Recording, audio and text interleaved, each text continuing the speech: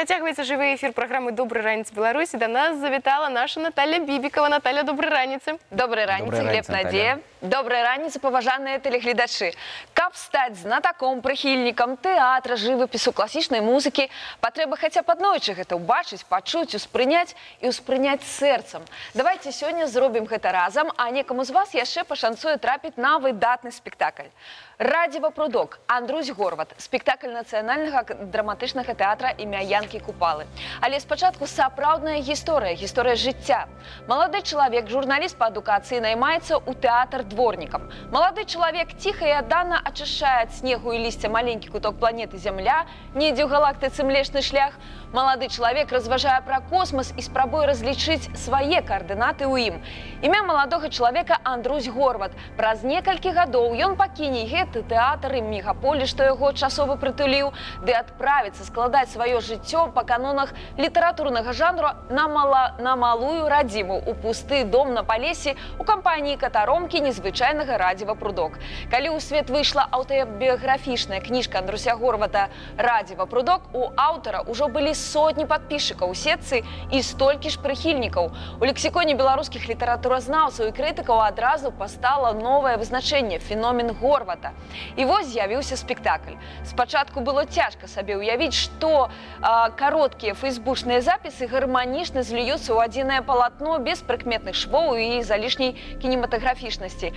Але зоркі сышліся, і каманда з 3 акцёраў – Міхаіла Зуя, Дмітрая Есеневіча, Святланы Янікей, якая накіроўвалася рукой адважнага і таленавітага рэжысёра дэбютанта Романа Падалякі, узялася баразніць прасторы са свету пад назвай «Камерная сцэна».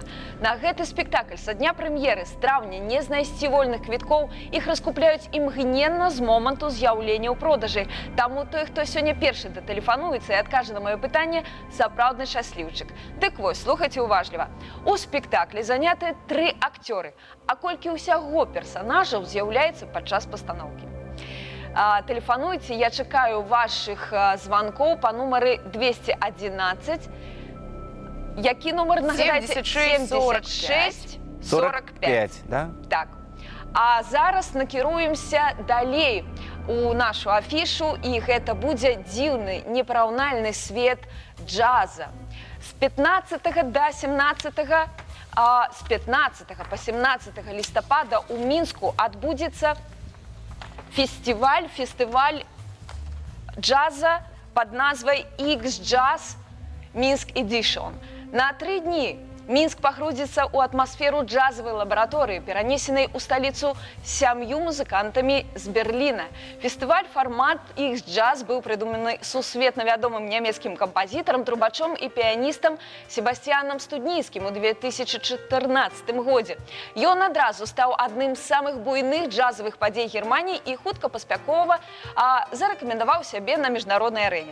З 15 па 17 лістапада Беларуская дзяржаўная філармонія, культурны хаб ОК-16, культурны цэнтр «Корпус» і галерэя «Арт Беларусь» стануць пляцоўкамі для X-Jazz Minsk Edition, а слухачы змогуць атрымаць асалоду ад блюза, джаза і фанка ў нестандартных камбінацыях і электроннай класічнай музыкі. Звярніце ўвагу на афішу, на некаторыя мерапрыемствы уваход вольны. Ажыццяўленне праекта стала магчымым дзякуючы падтрымцы пасольства Федэратыўнай Рэспублікі Германія.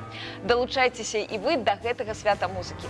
А мой наступны анонс перанясе вас у Вялікі тэатр Беларусі, дзе 11 лістапада адбудзецца паказ легендарнага балета «Спартак» Рама Хачатурана ў пастаноўцы народнага артыста СССР і Беларусі Валянціна Елізар'ева.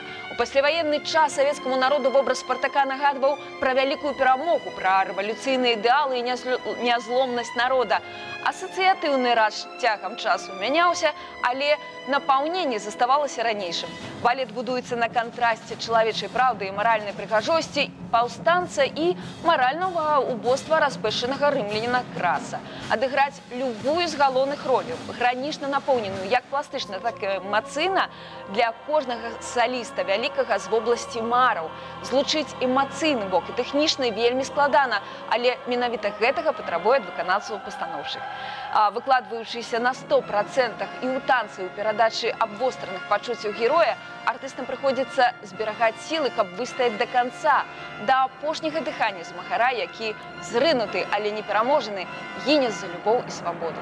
Калі за 20 гадоў існавання гэтага балета вы яшчэ яго не бачылі, схадзіце. І калі бачылі, схадзіце таксама. Год таму Валянцін Мікалаевіч аднавіў пастаноўку, таму зараз яна іграе новымі фарбамі. Ну а зараз давайце павітаем тэлегледача, які хоча трапіць на спектакль Купалаўскага тэатра «Радзіва прудок». Добрай раніцы. Доброй раницы. Добрай раніцы, калі ласка, грамчэй трохі. Як ваше імя? Светлана меня зовут. Святлана, добрай раніцы. Давайте адказваць на пытанне. Так, у спектаклі «Радзіва прудок» занятыя 3 акцёра. А колькі ўсяго персанажаў у гэтым спектаклі? А усяго 17 персонажей. Так, сапраўды, Михаил Зуй выконвае галоўнага героя, а у Дмітрия Сіневіча за спектакль адразу 7 спектакляў, роляў, персонажаў, а у Светланы Анікі 8. І яшчэ адзін персонаж – гэта само Радзіва, Радзіва прудок. Светлана, я вас віншую, усім астатнім, як заўжды, жадаю адпачываць культурна і да сустрэчы ў наступны чацвер. Дякую, Наталя, дякую вялікі.